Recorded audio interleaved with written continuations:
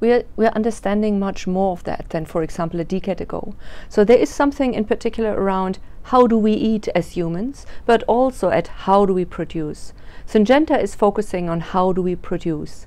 And we are convinced that we really need to use less land for agriculture, to have more untouched nature around agriculture. So where we produce really agricultural produce, it must be really, really productive on that land. This is important. The second point, what is important, that food must be produced to the largest extent locally.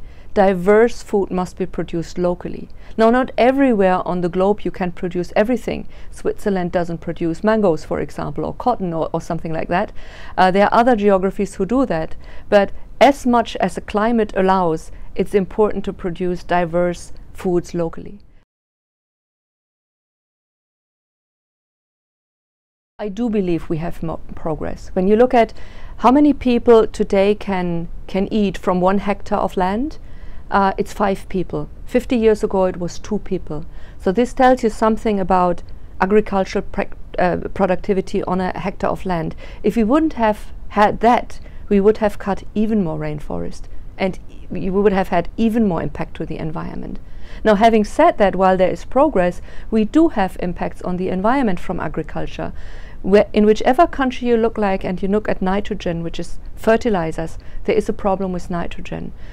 In many, many countries there is still cutting of indigenous forest cutting going on. We have stopped by and large the rainforest, but there are areas which are now converted to agricultural land. And these are things we absolutely must get right, we must stop.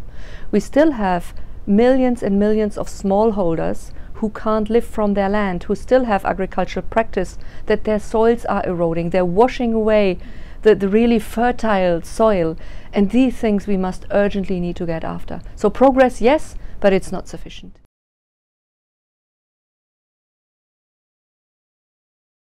Look at, again, 50 years ago and today, we have cut as an industry pesticide use by 90%. While we historically used 40 kilograms per hectare, we today use 4 grams per hectare, because that's the power of innovation, that's the power of research.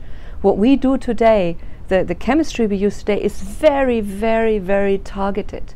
When you look at how we spray today, when really fungi attacks a crop, it's very, very, very precise what we can do today. Also with robotics which are coming up. So I do believe Syngenta and the way how we innovate is a way forward to really reduce pesticide.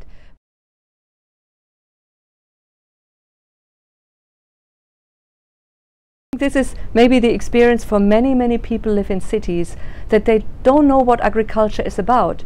So they might have a misperception in terms of maybe agriculture is something big, monocultures and farmers poisoning the environment, or they have a romantic view, small apple orchards and happy pigs springing in between them, or they have a perception of a poor smallholder suffering hungry.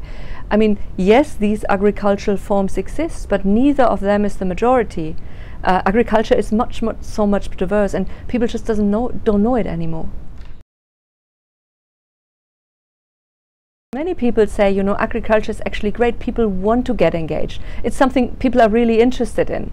When you think of urban farming or the future of urban fresh produce, where you have skyscrapers basically producing the fresh fruits, I mean, people will be very engaged. You will have people going into, and that's also an opportunity then to show the diversity of agricultural system when agriculture comes to the city. So I do believe, again, with technology moving forward, we will need for that kind of agriculture different seeds, we will need different crop protection systems. That's a big opportunity. People are generally interested in the food they eat.